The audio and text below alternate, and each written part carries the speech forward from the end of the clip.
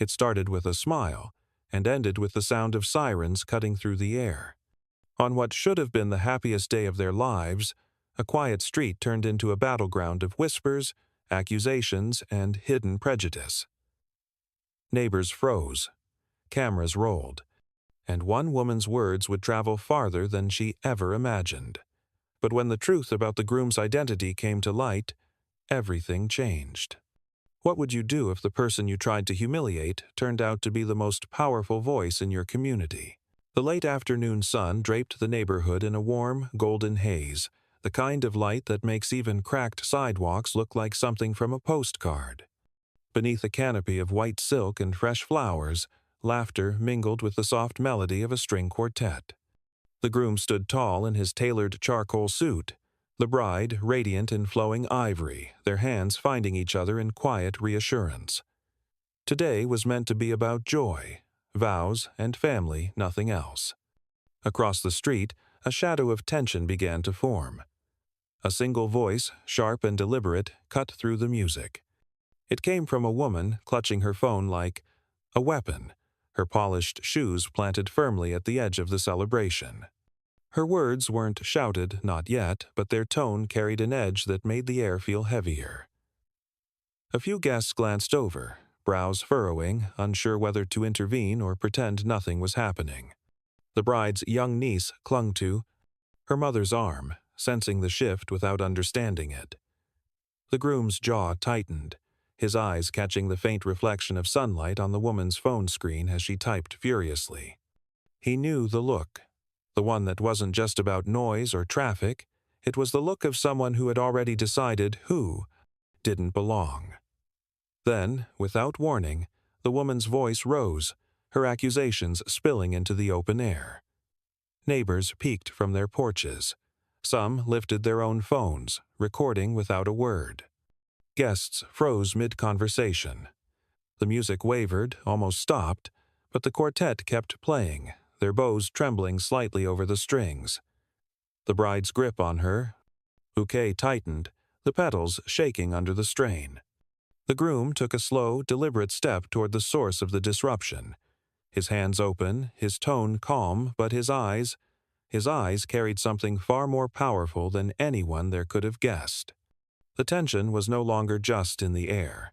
It had wrapped itself around every person present, pulling them toward a confrontation that would unravel more than one life before the day was done. And as the first camera light blinked on, a single thought began to spread through the crowd like an unspoken warning. This is going to be bigger than anyone imagined. Phones were rising now, like 100 unblinking eyes catching every flicker of movement. The woman stepped forward, her heels clicking against the pavement, voice sharper with each word. She accused, she gestured, she painted an image of chaos that didn't exist, and with every syllable, the wedding's delicate calm frayed a little more. Children huddled closer to their parents, unsure why a stranger's anger felt so personal. The groom stopped a few paces away from her, his expression measured, almost too calm. He spoke softly, asking if there was a way to resolve things peacefully, but she cut him off, words laced with disdain. Her accusations weren't about music or parking or any rule in a homeowner's manual. They were aimed at who she thought he was, at who she decided he couldn't be. The sting in her voice was the kind that left wounds unseen but deeply felt. Guests shifted uncomfortably, torn between wanting to defend the couple and fearing that stepping in would make things worse. The bride's hands trembled around her bouquet, but her eyes stayed fixed on her husband, to be silently willing him to hold steady. Somewhere in the back, a teenager angled her phone just right, broadcasting the entire exchange to a growing audience that had no idea they were about to witness a collision between arrogance and authority. The woman's tone sharpened further, calling for the police, describing the gathering as if it were some unruly invasion. Around them, the street seemed to hold its breath. A distant siren began to wail, faint at first, but growing louder with each passing second. The sound wasn't just an approaching vehicle, It was a countdown, a signal that this day was about to turn into something no one would forget. And in that moment, the groom's gaze dropped to the silver cufflinks at his wrist, the faint engraving catching the light.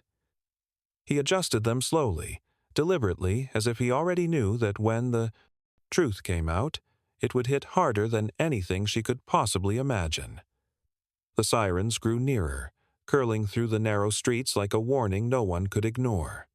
The woman straightened her posture, her face lighting with a smug satisfaction as though victory were just a few minutes away. She paced along the curb, phone still in hand, narrating her version of events to an unseen audience that hung on her every word. The guests, caught between disbelief and anger, formed a silent wall around the couple. Some whispered, others filmed, but all felt the same knot of unease tightening in their chests. The bride's knuckles whitened around her bouquet, her breaths short and shallow. She glanced at her groom, searching his face for any sign of the frustration she herself was battling. But his eyes remained steady, his breathing controlled as if he had already seen the ending to this scene long before it began. From the end of the street, the first patrol car rolled into view, sunlight flashing off its windshield. The music had stopped entirely now. Conversations died mid-sentence. Even the children grew quiet, sensing that whatever was about to happen would matter far more than the cake, the toasts, or the photographs. 2 officers stepped out, scanning the immaculate setup, the tables, draped in white linen, the soft decorations swaying in the breeze, the quiet hum of an event that looked nothing like the chaos described over the phone. Still, the woman rushed toward them, speaking fast, her words dripping with urgency and indignation. She painted a picture of a neighborhood under siege, of rules shattered, of standards lowered. The groom took a single step forward, slow and deliberate, his shadow stretching toward the officers. His hands were open, but there was a weight in his gaze, the kind that makes even trained professionals pause. One of the officers glanced at him, a flicker of recognition passing over his face quickly, masked but not forgotten. And for a heartbeat, the air stood still, suspended in the space between accusation and revelation, between the story she had spun and the truth that was about to break it apart. The woman launched into her complaint before the officers could speak, her voice rising with each accusation. She pointed to the tables, the guests, the music that had already gone silent. Every detail she gave was exaggerated, twisted into something unrecognizable. Her words weren't just about noise or parking, they were about exclusion, about drawing invisible lines and daring others to cross them. The officers listened, their eyes scanning the scene with measured calm. Behind them, more neighbors emerged from their homes, drawn by the spectacle. Some looked curious, others uncomfortable. But all knew this confrontation was no longer just about a wedding. Phones recorded from every angle, the red dots of live stream indicators glowing like tiny beacons of truth. The groom remained silent, letting her speak, letting her fill the space with her certainty. Then, when the last of her words faded into the tense air, he stepped forward. His voice was steady, deliberate, almost gentle, but each syllable carried weight. He offered the officers a thick folder of documents, permits, and approvals, the kind that leave no room for dispute.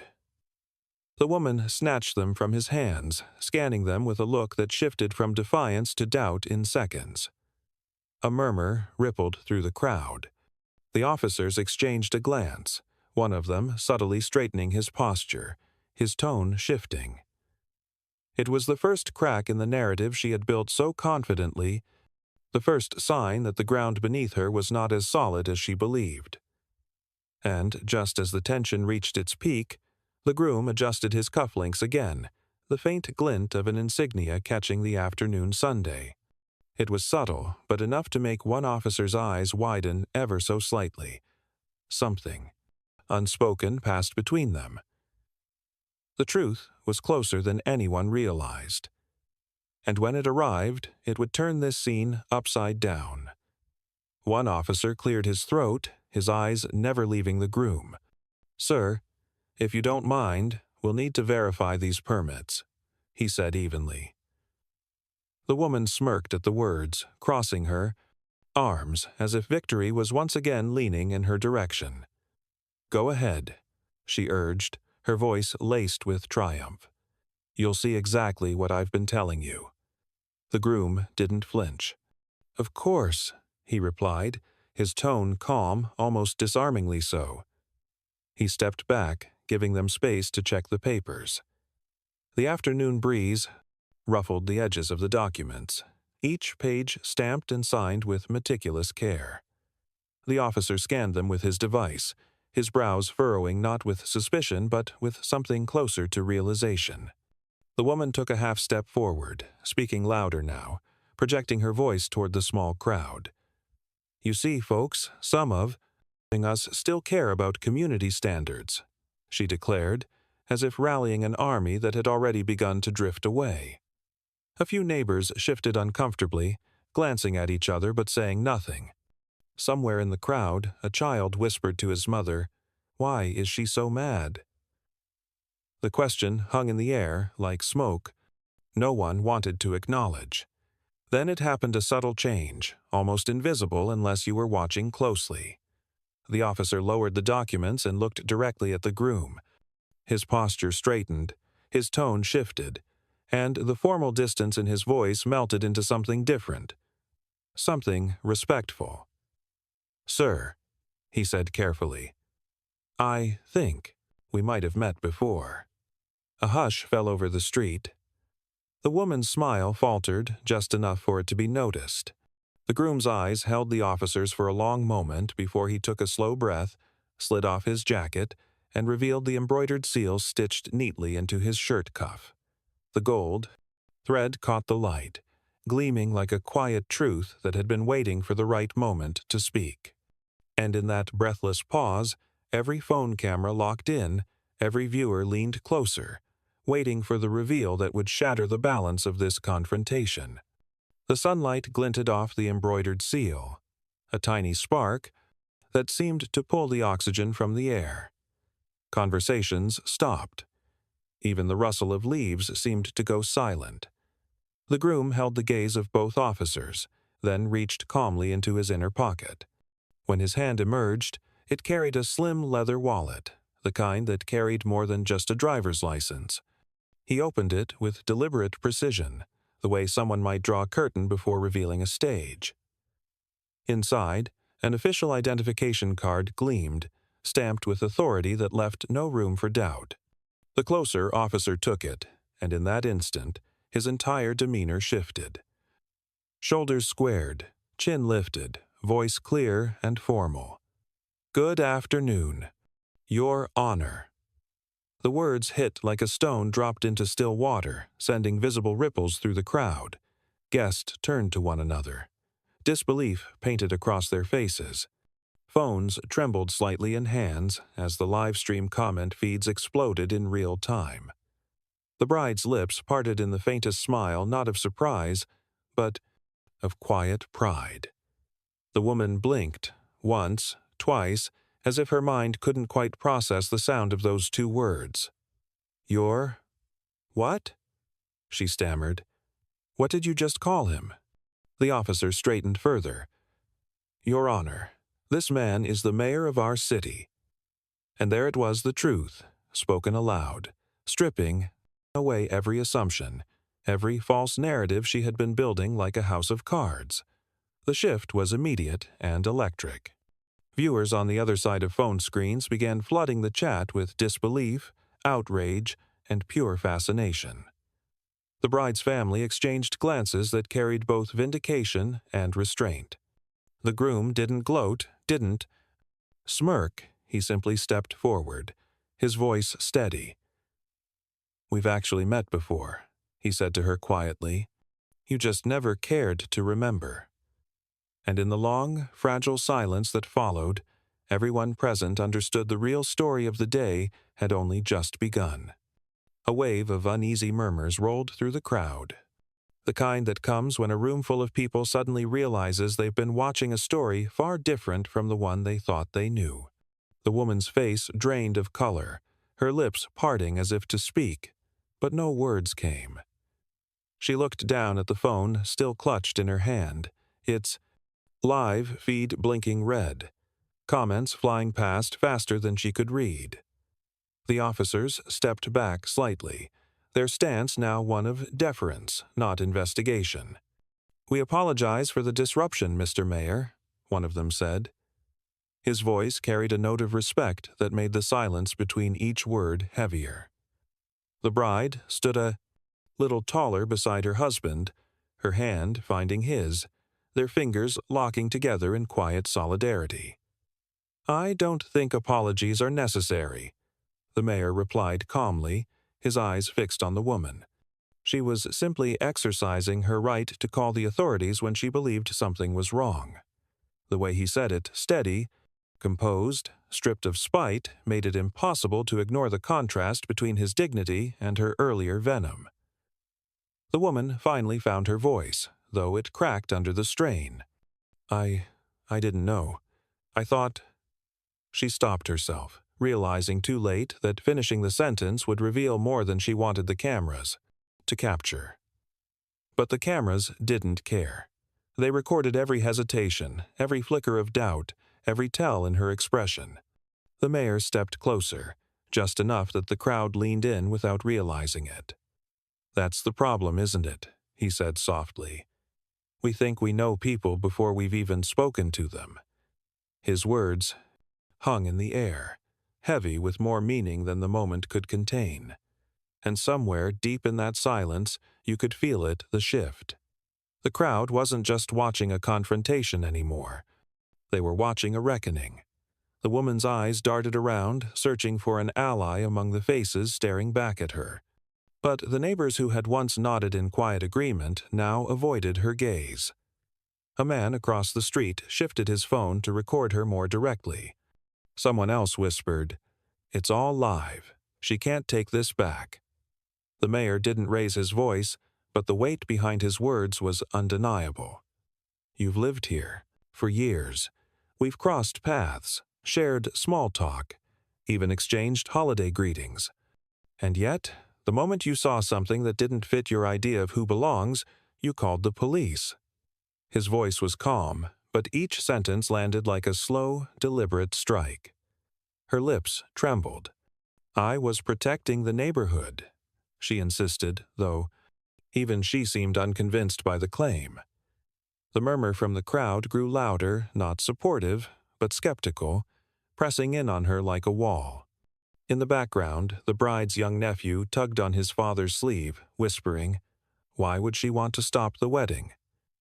The father's only reply was a quiet shake of his head. The mayor took another step closer, the space between them narrowing to the span of a breath. "Protecting it from what?" he asked, his tone soft but edged. "From love? From families gathering? Or from the idea that people like me could stand here and belong just as much as you?" For a heartbeat, she said nothing. The crowd was still, waiting, the tension wound tight enough to snap. And then, in the faintest movement, the woman lowered her phone. Her live stream was still running, the comments flying, but the shift in her expression said it all. She knew this wasn't her story anymore. The mayor's gaze didn't waver. "The question now," he said, his voice carrying to every corner of the street, "is whether you want to be remembered for the mistake or for how you choose to make it right." Her breath quickened. The words she might have said caught somewhere between her chest and her pride. All around her, the quiet pressure of dozens of eyes seemed to strip away whatever armor she had worn into this confrontation. She looked at the groom at the mayor, and for the first time since she had started this, her posture faltered. The mayor didn't press her with accusations. Instead, he let the silence draw out, his gaze steady, allowing the weight of her own actions to settle in without another word. It was a silence that didn't need volume to be loud, one that invited the crowd to see the contrast between them. one rooted in control and grace, the other unraveling under the weight of a public spotlight. The bride, still holding her bouquet, stepped forward just enough to stand at her husband's side. Her presence was calm, but her eyes carried fire, not the kind that lashes out, but the kind that refuses to be extinguished. Her fingers brushed against his hand, and in that small touch it was as if she was telling him, "I'm here. Finish this." The woman's phone buzzed in her hand, a call, maybe, or another wave of live comments flooding her feed. She glanced down and saw them. Screenshots, disbelief, people tagging her name with words she could never erase. The digital echo of her choices had already escaped into the world. There was no pulling it back. And still, the mayor's voice came without a trace of malice. "This is your moment," he said quietly enough that the crowd leaned in to hear. "You can keep building the wall between us, or you can take the first brick down." Her lips parted, but before a single syllable could form, a new sound broke through the thick air, the unmistakable click and whir of a television camera zooming in, ready to capture her answer for everyone who wasn't standing there to see it. The camera's lens glinted like an unblinking eye, locking onto her face. She froze, her hand twitching around the phone as if deciding whether to lower it or cling to it like a shield. The murmurs from the crowd swelled into a living thing, an ocean of judgment, curiosity, and anticipation, pressing in on her from every side. The mayor stepped forward into that charged space, his presence towering without raising his voice. "We are standing here," he said, "in front of friends, neighbors, officers, and now the entire city, and you have a choice to make in full view of them all." His words cut through the noise, slow and deliberate, carrying the weight of someone who had weathered storms far greater than this moment. Her eyes flickered to the crowd, then back to him. She opened her mouth, but no apology came, only the sharp inhale of someone realizing there is no graceful way to retreat. The officers shifted slightly, their radios crackling in the background, and for a heartbeat, the tension felt like it might snap. Then the mayor's tone sharpened, just enough to turn the air electric. "I could take this further, and I will, if I have to. Every word you've spoken, every accusation, every insult is on record. But that's not what I came here for today. I came here to marry the woman I love. And yet, here we are, because you thought you had the right to decide who belongs." The crowd's silence deepened, not out of fear, but reverence for the moment. The bride stood beside him, her eyes locked on the woman, unflinching. Somewhere in the back, a child's voice broke the stillness. "She ruined the wedding." It wasn't shouted, it was simply true. The woman swallowed hard, glancing toward her phone again as the scrolling comments turned from disbelief to fury. The truth was out. There would be no hiding from it, no twisting it back in her favor. And the mayor, seeing her cornered by the weight of her own actions, leaned in just slightly, his voice barely above a whisper, but every microphone caught it. "This is where you find out that the world is watching." The words, "the world is watching," seemed to land on her shoulders like a weight she hadn't anticipated. Her phone felt heavier in her grip, the scrolling blur of comments like a flood she could no longer outrun. Faces in the crowd blurred together, yet every pair of eyes felt like a spotlight pinning her in place. The mayor straightened, no longer leaning in, but standing in full command of the moment. "You can walk away from this unchanged," he said, his voice carrying across the street, "or you can face what you've done and what it means." It wasn't a threat, it was an invitation, one she clearly didn't know how to accept. The bride stepped forward, her voice steady but edged with emotion. "You didn't just insult him," she said, her tone soft but cutting. "You tried to turn this whole neighborhood against him on our wedding day." The raw truth of it rippled through the guests, and even those watching from windows shifted uncomfortably. This wasn't about property lines or party permits anymore. This was about dignity. Lifting the mayor's permits. "Everything here is legal, documented, and within the city's ordinances," he said, directing the words toward the cameras as much as toward her. "There's no violation. There never was." The sentence left her visibly smaller, as though each syllable shaved away the confidence she'd carried into the confrontation. The mayor held her gaze for a moment longer, then turned to address everyone present and everyone watching from behind their screens. "This is not the story of a wedding interrupted," he said slowly. "It's the story of what happens when prejudice meets truth and loses." His words hung in the air, solid and unshakable. But, as the crowd began to murmur and the officers stepped back, the woman finally found her voice again, her tone trembling but defiant. "This isn't over," she muttered, more to herself than to him. And from the faint, knowing look in the mayor's eyes, it was clear she was right. It wasn't. He didn't respond to her final defiance with anger. Instead, he simply let the silence stretch until the sound of her own words seemed to echo back at her. The weight of the moment had shifted. She was no longer the one commanding the scene. Around them, the crowd seemed to collectively exhale, sensing that something deeper had just been decided, even if no one had said it outright. He turned away from her and back to his bride. The tension in his shoulders softened the instant their eyes met. She stepped closer, her hand finding his again, grounding him in the very reason they had gathered here.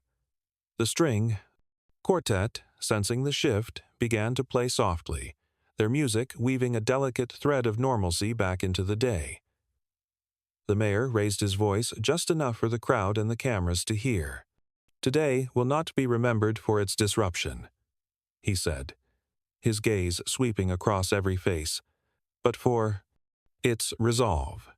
For the fact that we stood here, together, and refused to let hate speak louder than love."